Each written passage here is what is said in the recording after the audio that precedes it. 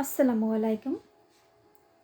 কৃষি আবহাওয়া তথ্য পদ্ধতি উন্নতকরণ প্রকল্পের আওতায় খুলনা জেলার আবহাওয়া ভিত্তিক কৃষি বিষয়ক বুলেটিনটি পড়ছি আমি ফাল্গুনী রায় এবং বুলেটিন সম্প্রচার করা হচ্ছে 98.0 মেগাহার্টজ থেকে।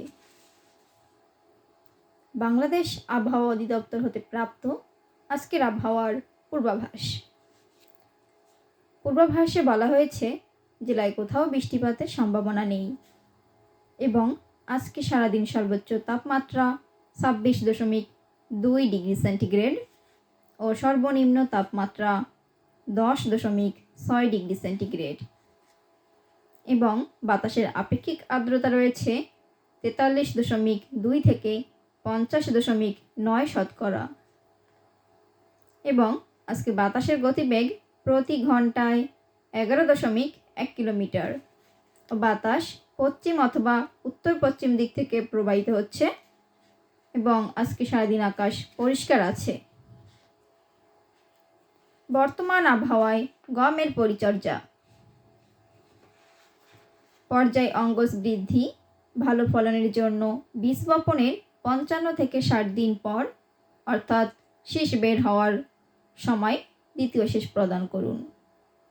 গম ফসলে সালফারের ঘাটতির লক্ষণ দেখা গেলে প্রতি শতাংশে 1 কেজি হারে জিপসাম সার প্রয়োগ করুন। সবজি। বর্তমান পরিস্থিতিতে সবজিতে শোষক পোকার আক্রমণ দেখা দিতে পারে। সুপারিশকৃত কীটনাশক স্প্রে করুন। বেগুন, টমেটো ও মরিচের ফল ছিদ্রকারী পোকার আক্রমণ হতে পারে। আক্রমণ দেখা গেলে প্রতি একরে 3 থেকে 4টি ফেরোমন ফাঁদ স্থাপন করুন।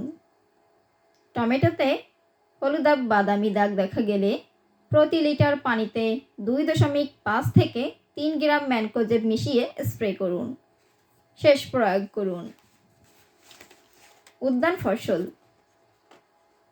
বর্তমান আবহাওয়ায় 3 থেকে 4 মাস বয়সী কলা গাছের ভোমরা পোকার আক্রমণের সম্ভাবনা রয়েছে।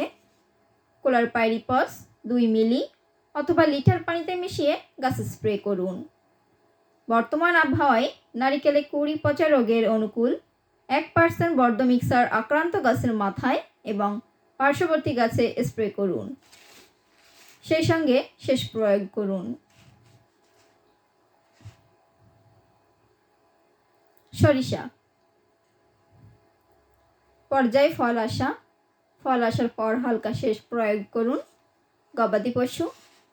রাতে তাপমাত্রা কমে আসছে, নিউমোনিয়া থেকে সুরক্ষায় সকালে ও সন্ধ্যায় দুগ্ধবতী গাভী ও বাছুরকে চটের বস্তা দিয়ে জড়িয়ে দিন। গবাদি পশুকে কৃমিনাশক না দেওয়া থাকলে কৃমিনাশক দিন। গবাদি পশুর বয়স ও শারীরিক সুস্থতার ভিত্তিতে টিকা প্রদান করুন। বহিঃপরজীবীর আক্রমণ থেকে রক্ষার জন্য প্রয়োজনীয় ব্যবস্থা নিন। গোয়াল ঘরে উচ্চ ক্ষমতা সম্পন্ন বাল্ব জ্বালিয়ে তাপমাত্রা বাড়ানো যেতে পারে। যে কোনো রোগের লক্ষণ দেখা দিলে যথাযথ চিকিৎসার জন্য দ্রুত পশু চিকিৎসকের পরামর্শ নিন। হাঁস মুরগি। চারপাশে চটের ব্যাগ বা প্লাস্টিকের পর্দা দিয়ে ঠান্ডা বাতাস থেকে মুরগির বাচ্চাকে রক্ষা করুন।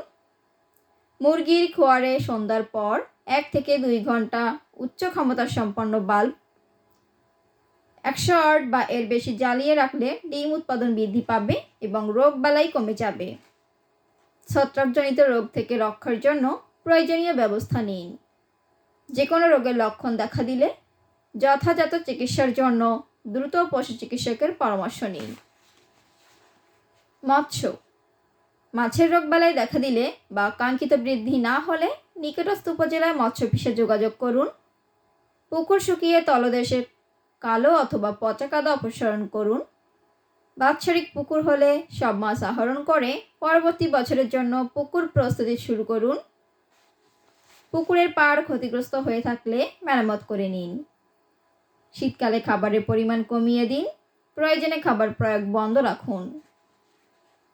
শীতের শুরুতে প্রতি শতাংশে 250 গ্রাম চুন প্রয়োগ করলে মাছের রোগবালাই থেকে মুক্তি পাওয়া যায়। আলু। ফসলের এ পর্যায়ে উত্তম রূপে কন্দ গঠন ও বৃদ্ধি নিশ্চিত করার লক্ষ্যে আলু খেতে শেষ প্রদান করার জন্য চাষিদের পরামর্শ প্রদান করা হলো। আবহাওয়ার বর্তমান পরিস্থিতিতে আলুর সুতলি পোকা এর আক্রমণ দেখা দিতে পারে। আলু সংগ্রহের 60 দিন আগে সেক্সফোরোমন ফাঁদ ব্যবহার এর সাথে গোড়া বাঁধানোর ব্যবস্থা করুন। আবহাওয়ার বর্তমান পরিস্থিতিতে আলুর মোড়ক বা নাভিধ্বসা এর আক্রমণ দেখা দিতে পারে। ম্যানকোজেব 2 গ্রাম বা লিটার পানিতে মিশিয়ে প্রয়োগ করতে হবে। প্রিয় শ্রোতাবৃন্দ, এই ছিল আমাদের আজকের আবহাওয়ার পূর্বাভাস। এতক্ষণ আমাদের সাথে থাকার জন্য আপনাদেরকে অনেক ধন্যবাদ।